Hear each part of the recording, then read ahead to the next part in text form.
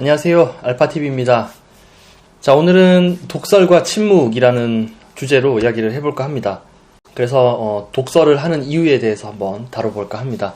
자, 독설이란 뭘까요? 일단 네이버 사전에는 남을 해치거나 그리고 또 비방하고 모질고 악독스러운 말이라고 되어 있습니다. 꼭 욕설을 섞어야만 독설이 되는 건 아니죠. 이 상대방이 상처를 받는다면 사소한 말에도 그것은 독설의 그런 기능이 들어있는 겁니다. 그래서 사실 우리가 내뱉는 모든 말은 어느 정도 독설이라는 요소가 조금은 들어가 있어요. 그거는 어쩔 수 없는 거예요. 왜냐하면 우리가 말한다는 것은 그 자체가 어느 정도는 공격성을 띠고 있기 때문입니다. 그래서 말이 나가면 그 말은 누군가의 고막을 때리고 또 정신에 파고든다는 그런 측면에서 말한다는 것은 곧 공격적인 그런 의미가 있는 거죠. 그렇다면 독설은 왜 하는 걸까요? 독설을 유달리 많이 하는 사람들이 있는데요. 독설은 말 그대로 진짜 독입니다.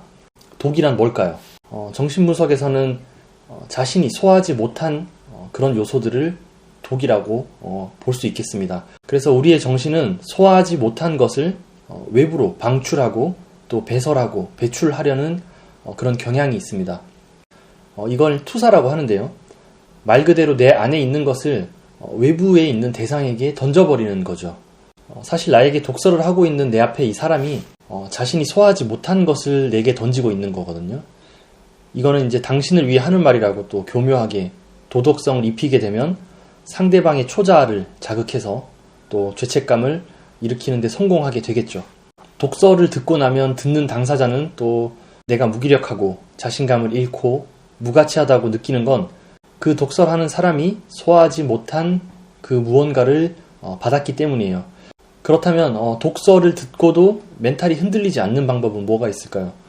독설을 하고 있는 그 사람이, 그 당사자가 자신이 지금 소화하지 못한 무언가가 있구나라고 생각하시면 됩니다. 그러니까 그건 그 사람의 것이죠.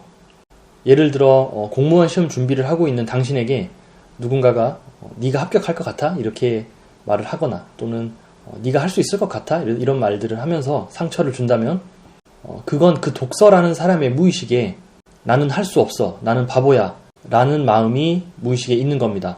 그래서 무의식의 상처 그리고 자기 비하하는 이런 요소들이 유년기가 척박했다면 정신에서 소화가 되지 못하기 때문에 성인이 되어서도 콤플렉스 덩어리로 남아있고 여기에서 끊임없는 배출작용이 일어납니다. 이런 콤플렉스 덩어리들은 되게 자아이질적입니다. 이게 무슨 말이냐면 내 안에 그게 있으면 너무 불편하니까 내 것이 아니라고 생각하는 경향이 있다는 겁니다. 그래서 그것을 남에게 투사해서 또 외부에서 그것을 다루려고 하는 거죠.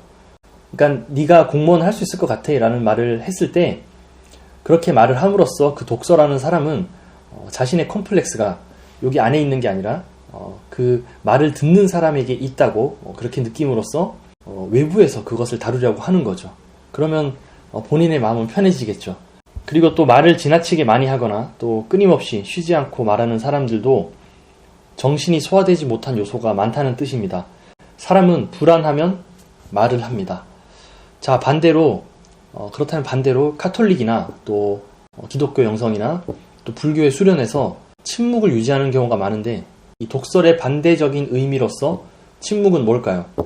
침묵은 독설과 완전히 반대되는 말입니다. 아까 말한 예를 다시 들어보죠.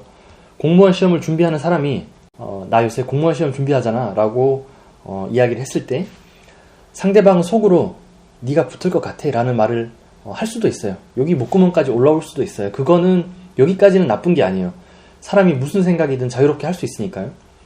그런데 이거를 굳이 말로 배출하고 상처를 주는 게 아니라 그 말을 참고 내가 침묵하게 되면 어떻게 될까요? 침묵한다는 말이 그 말을 듣고 그냥 조용히 아무 대답도 안 한다는 게 아니에요. 이 말을 이까지 올라왔지만 그래 너 충분히 잘할 수 있어 라고 말하는 것도 일종의 침묵이거든요. 자, 침묵한다는 거는 내 안의 덩어리들을 투사하지 않고 내 혐오스러운 그런 측면들을 내가 계속 가지고 있겠다는 거죠. 보유하고 있는다는 거예요. 그러면 그 콤플렉스 복합체가 너무 강하지만 않다면 우리는 그것을 안에서 보유하면서 또 끊임없이 안에서 소화하고 처리하는 과정이 진행이 되거든요. 그러면 그것이 언젠가는 소화가 되고 또 의미를 찾으면서 정신 안에서 통합이 돼서 더 이상 투사를 할 필요가 없게 됩니다. 그래서 이제 종교 수행가 뿐만 아니라 우리 모두도, 우리 각 개인들은 좀 더 침묵해야 될 필요가 있는 것 같아요. 현대 사회에서는. 여기서 말하는 침묵은 투사를 줄이라는 뜻이에요. 말 자체를 하지 말라는 게 아닙니다. 내가 저놈에게 이 말은 꼭 해줘야 되겠다 싶을 때가 있잖아요, 살면서. 그럴 때 욱하고 순간적으로 이 말을 하고 싶은 이거는 분명히 투사입니다. 그거는. 그래서 그럴 때는 그것을 내 안에 보유하기를 마다하지 않아야겠죠. 왜냐하면 그거는 결국엔 내 거니까요. 내가 처리해야 될 문제인 거죠. 그래서 침묵이라는 걸 공격성을 표현하는 그런 용도로 쓰는 게 아니라면 그것은 금과 같습니다.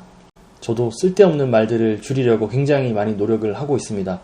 사실 이 유튜브라는 것도 이 촬영을 하고 제가 말을 계속 하지 않습니까? 이것도 어떻게 보면 일종의 배설이라고 볼 수 있거든요.